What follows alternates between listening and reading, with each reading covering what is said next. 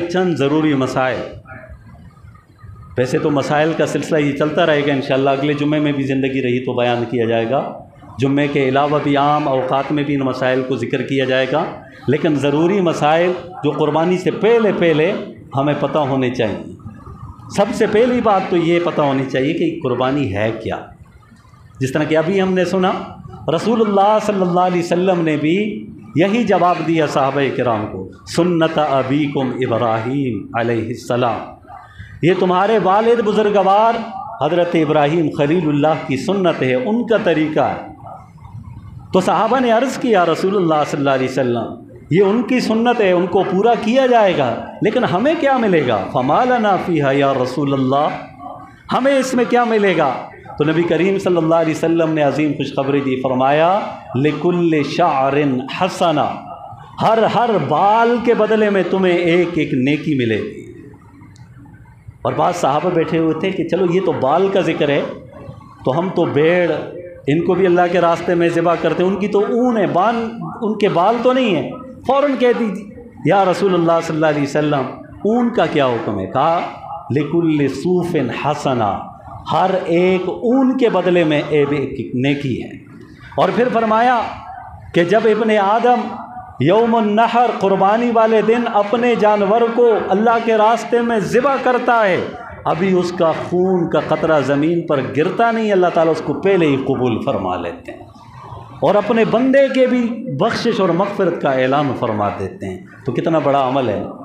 तो जितना बड़ा अमल है उसके आदाब भी हैं, उसकी रियायत रखते हुए इस फरीज़े को पूरा किया जाए। सबसे बुनियादी बात तो ये है कि मुसलमान होना, बालिग़ होना, आक़िल होना, इसी तरह मुक़ीम होना, साहिब निसाब होना, ये शराइत में से हैं क़ुरबानी की।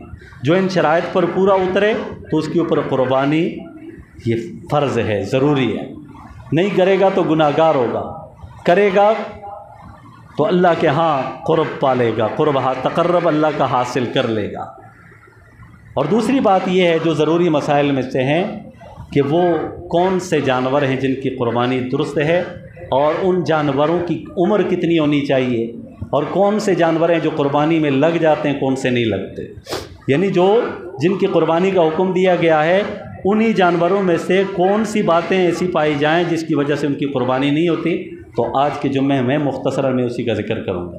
पहली बात तो ये है कि ऊँट और ऊँटनी, गाय और बैल, इसी तरह इसी के जिन्स में से भैंस और भैंसा, इसी तरह बकरी, भेड़ और दुम्बा, इसका नर मादा, इनकी क़ुरबानी क्या है की जाती है। इसका हुक्म दिया गया है कि इन जानवरों की क़ुरबानी की जाए, इसके अलावा बाकी किसी जानवर की क़ुरबानी दुरुस्त नहीं है। अब इनकी उम्रें भी बयान की हैं। ऊँट ऊँटनी 5 साल मुकम्मल होने उनके ज़रूरी हैं, 5 साल से कम उम्र हो तो उनकी क़ुरबानी जायज़ नहीं। इसी तरह बैल, गाय, भैंस, भैंसा, इनकी उम्र 2 साल पूरी होनी ज़रूरी है। 2 साल से कम हुई तो इनकी क़ुरबानी जायज़ और दुरुस्त नहीं है। इसी तरह बकरी और बकरा, ये 1 साल पूरा गुजरना उन पर ज़रूरी है। 1 साल से कम हुआ, 2-3 दिन भी कम हुए तो उनकी क़ुरबानी दुरुस्त नहीं है। अलबत्ता भेड़ और दुम्बा 6 माह का हो, लेकिन फरबा हो, मोटा ताज़ा हो, बड़ा हो, तो 6 माह की उम्र होने के बावजूद भी उसकी क़ुरबानी दुरुस्त है। तो इससे कम उम्र की क़ुरबानी दुरुस्त नहीं है। ये तो उनके उम्रों के मुताल्लिक़ आ गए। और फ़ुक़हा ने आम तौर पर इसकी एक अलामत का ज़िक्र किया है, 2 दांत होना, 2 दांत का होना, जिसको आम हमारी इस्तिलाह में कहते हैं दोंदा होना। ठीक है जी। तो ये अलामत बताई गई है कि आम मुशाहिदे की बात है कि ऊँट और ऊँटनी जो है ये 5 साल के बाद इसके 2 दांत आ जाते हैं, और दोंदा होना उसकी ये जो अलामत है ये ज़ाहिर हो जाती है। और इसी तरह बैल, गाय, भैंस, भैंसा, तो उसकी अलामत 2 साल के बाद आम तौर पर ये ज़ाहिर हो जाती है। लेकिन ये ज़रूरी नहीं है। यहाँ पर एक बात याद रखिएगा, मसलन आम तौर पर तो ये ज़रूरी है। मसलन आप सब वहाँ पर जाते हैं क़ुरबानी की, गाय मवेशी मंडी में जाते हैं, تو اگر آپ وہاں خریدنا چاہتے ہیں تو ان علامت کو ضرور دیکھیں، کیونکہ زیادہ تر بیوپاری جو ہوتے ہیں وہ جھوٹ کا سہارا بھی لیتے ہیں، پورا نہیں ہوتا، جانور کی عمر پوری ہوتی نہیں ہے، بتلا دیتے ہیں یہ پوری ہے۔ تو عام طور پہ شریعت نے یہی 2 دانت کا ہونا یہ اس کی علامت قرار دیا ہے، اس علامت کو دیکھ کر اس جانور کو خریدا جائے۔ لیکن کوئی معتمد آدمی ہے، نمازی آدمی ہے جسے آپ جانتے ہیں، اور وہ خود بتا دے کہ نہیں یہ میرا جانور 2 سال کا ہے، مثلاً یہ بچڑا ہے، یہ بچڑی ہے، یہ گائے ہے، بیل ہے، یہ 2 سال اس کے ہو چکے ہیں لیکن 2 دانت کی علامت اس کی ظاہر نہیں ہوئی ہے، تو اس کی بات کو مان کر تو آپ اس جانور کی قربانی کر سکتے ہیں، کیونکہ شریعت میں ذکر کیا گیا 2 سال کا، اور علامت یہ عام طور پر اسی جانور کی ظاہر ہوتی ہے جو 2 سال سے اوپر ہوتا ہے۔ تو معتمد آدمی ہو، جس طرح پرسوں مجھ سے ایک بھائی نے مسئلہ پوچھا تھا، بھائی ذوالفقار نے مسئلہ پوچھا تھا اسی کے متعلق کہ اگر ایک جانور ہے بڑے جانور میں سے 2 سال اس کے گزر چکے ہیں لیکن 2 دانت اس کی علامت ظاہر نہیں ہوئی، تو اس کا کیا حکم؟ تو بھئی جب آپ کو یہ بات یقینی طور پر معلوم ہے کہ 2 سال گزر چکے ہیں، اگر یہ علامت ظاہر بھی نہیں ہے تو پھر بھی آپ قربانی اس کی کر سکتے ہیں، کیونکہ آپ کو پتہ ہے کہ 2 سال اس کے گزر چکے ہیں اور رب بھی جانتا ہے، تو یہ آپ کا اور رب کا معاملہ ہے، قربانی درست ہوگی۔ لیکن اگر کسی کو پتہ نہیں ہے، اندازے سے کہہ رہا ہے 2 سال گزر گئے ہیں اور علامت بھی ظاہر نہیں ہے، تو پھر اس کی قربانی درست نہیں ہے۔ تو یہ تو جانوروں کی عمر اور جانوروں کا تعین کہ کس کی قربانی جائز ہے آپ کے سامنے آ چکی۔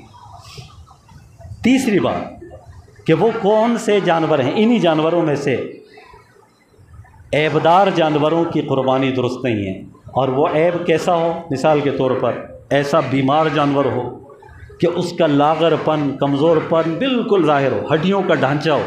کئی جانور ہوتے ہیں نا کہ جن کے یہ جو پسلیاں ہیں دوسرے میں یوں آپس میں مل جاتی ہیں، ہڈیوں کا ڈھانچہ ہوتا ہے، تو ایسے کمزور جانور کی قربانی بھی جائز نہیں۔ وہ جانور جو پیدائشی طور پر جس کے سینگ نہ ہو اس کی بھی قربانی درست نہیں۔ دم کٹا جانور جس کی دم ہو ہی نہ تو اس کی قربانی بھی درست نہیں۔ اسی طرح وہ جانور جو اندھا ہو، اس کو دکھائی نہ دے، اس کی بھی قربانی درست نہیں ہے۔ اسی طرح بڑا جانور ہے اور مادہ ہے، اس کے تھن کٹے ہوئے ہوں تو ان کی بھی قربانی درست نہیں ہے۔ ہاں ایک تھن کٹا ہوا ہو 4 میں سے تو 1/3 اگر عیب ہو نا تو پھر درست ہے۔ تھوڑا سا کان کٹا ہوا ہو یا ایک آنکھ میں تھوڑی سی تکلیف ہو جس کی وجہ سے وہ آنکھ متاثر ہو، یا دم کا ایک حصہ کٹا ہوا ہو تو اس کی قربانی بھی جائز ہے۔ یا وہ لنگڑا ہو اور ایسا لنگڑا ہو کہ کھانے پینے کے لیے جا سکتا ہو، جہاں اس کو قربان کیا جائے وہاں اس جگہ تک بھی جا سکتا ہو تو اس کی قربانی جائز۔ لیکن ایسا لنگڑا ہے کہ جگہ سے ہل ہی نہیں سکتا تو اس کی قربانی درست نہیں ہے۔ تو یہ تو اس وجہ سے ان مسائل کو میں نے آج بیان کیا کہ ہم میں سے کئیوں نے جو ہے قربانی کے جانور رکھے ہوئے ہیں اور کئیوں نے قربانی کے جانور خریدنے کا عزم کیا ہوا ہے۔ تو ان مسائل کو سامنے رکھتے ہوئے دیکھیں، اگر جانور ان شرائط پر پورا اترتا ہے تو اللہ کے راستے میں